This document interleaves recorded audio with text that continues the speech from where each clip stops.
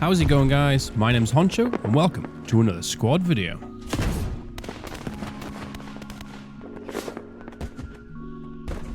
In today's video, I'm going to go over the main game modes you will see within Squad, how they work, and some tips on how you will need to play them in order to succeed.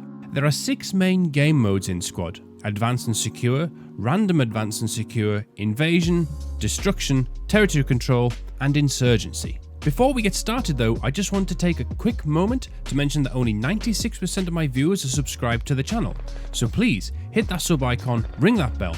It doesn't cost you a penny and it helps me out massively as it ensures you get to see more content like this when I upload it. Okay, so the first game mode we will tackle here is Advanced and Secure. The objective of Advanced and Secure is to capture and hold control points, also referred to as flags, in a preset order. Capturing enemy flags penalizes the enemy team and rewards you with added tickets. The team who runs out of tickets first will lose. For every neutral control point taken, your team will gain 20 tickets. However, if you capture a control point that was already controlled by the enemy, you will gain 60. Alternatively, if your team loses a point, you will lose 30. Now, whilst all the control points are shown on the map, you can't just capture them in any old order. It always starts with the control point closest to your main. A good practice is to ensure a squad of 7 to 9 people capture each point, as that ensures you get the fastest capping speed, and is indicated by 5 chevrons in the top right of your screen. Capping a point with only 1 to 3 people is 5 times slower than capping with a full squad. For those who are capping the points closest to main, also known as back capping, always be on alert, as an experienced squad on the opposing team will quite regularly rush your back cap control points in an effort to slow down your team's progress. Random Advanced and Secure is basically the same as Advanced and Secure in principle, capturing control points in a specific order whilst balancing attack and defense. However, the only control point shown on the map initially will be the current point you have to capture and any zone already captured by your team. The layer of control points is also a lot more randomized compared to Advanced and Secure. Sometimes the next control point is 200 to 300 meters away from your current cap, and sometimes it is the exact opposite side of the map. Now, if you have captured the few control points but lost them after a strong enemy push, these zones stay on the map as they've been discovered. It's a new feature in Squad as of this year, and it's to help your team to organize a counter-attack. A good tactic that's used in RAAS is called leapfrogging. This is when your team effectively splits in half defending, half attacking. Once the attacking team has captured the control point they're attacking and have a hab set up, they now become the defensive half of the team. This allows the old defensive half of the team to load up and go attack the new control point. Doing this tactic ensures you always have someone defending and always attacking, and will sway games in your favour massively. Invasion. This mode has an attacking and a defending team. The defending team begins with all of the control points under control. The attacking team must capture all the flags in an order that is marked by the lattice markers on the in-game map. When the attacking team captures a control point in Invasion, the defending team cannot recapture it.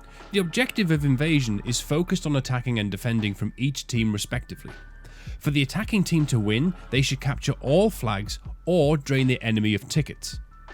The attacking team has a considerably smaller amount of tickets compared to the defending team, so smart use of assets and capturing flags is vital for victory. For the defending team to win, they must defend their flags and drain the enemy of tickets. Again, control points can only be captured in a specific order, and whilst the attacking team starts with 200 tickets and the defending team has 800 tickets, every time the attacking team captures a point, they gain an additional 100 tickets. But I really want to reiterate this point. A control point captured by the attacking team cannot be retaken by the defending team.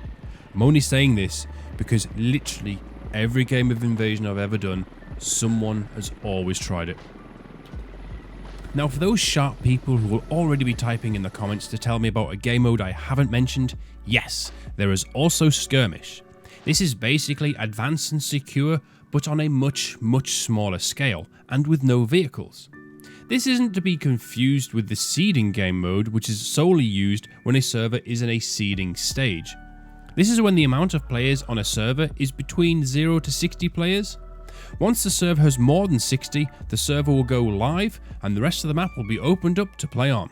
Okay, that's the game modes involving control points taken care of.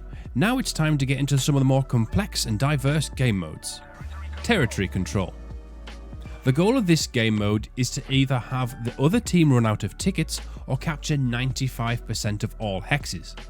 As ticket counts are generally high in this game mode, games tend to be very long and drawn out. With some of the tactics and moves, it can be very much like a game of chess in some instances.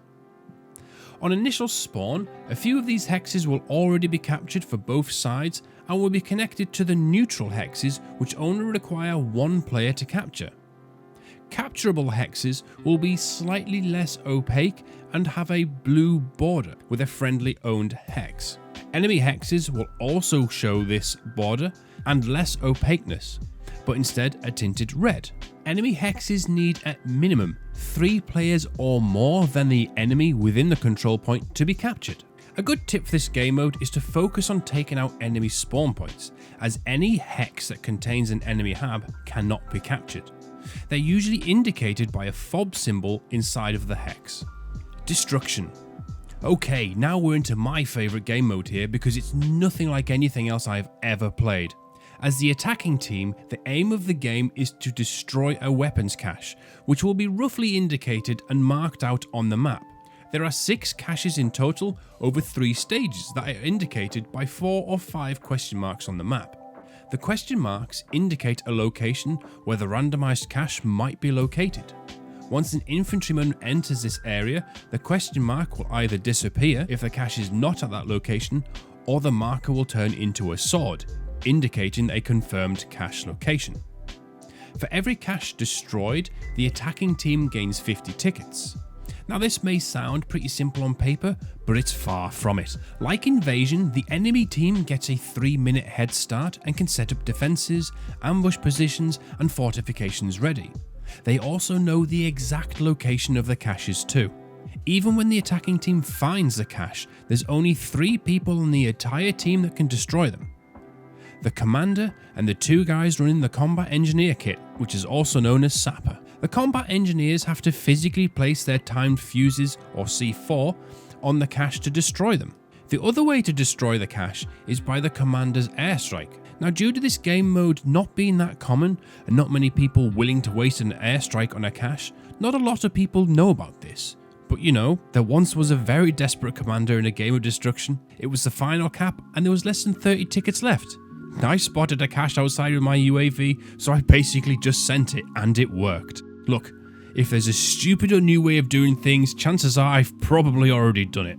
And finally we get to Insurgency. This is exactly the same as Destruction, only the defending team starts with 250 tickets as opposed to 800, and the attacking team gets a lot less information. The caches can be in a wider area to search, and on top of that, there's usually a gap of 4 to 6 minutes between destroying the first 2 caches and the map alerting you of where the next 2 are. And there we have it. That's all the game modes in Squad covered as simply as I can. Feel free to use this video as a permanent reference for those days you come across game modes you haven't played for in a long time. Thank you all for watching, and I'll catch you next time.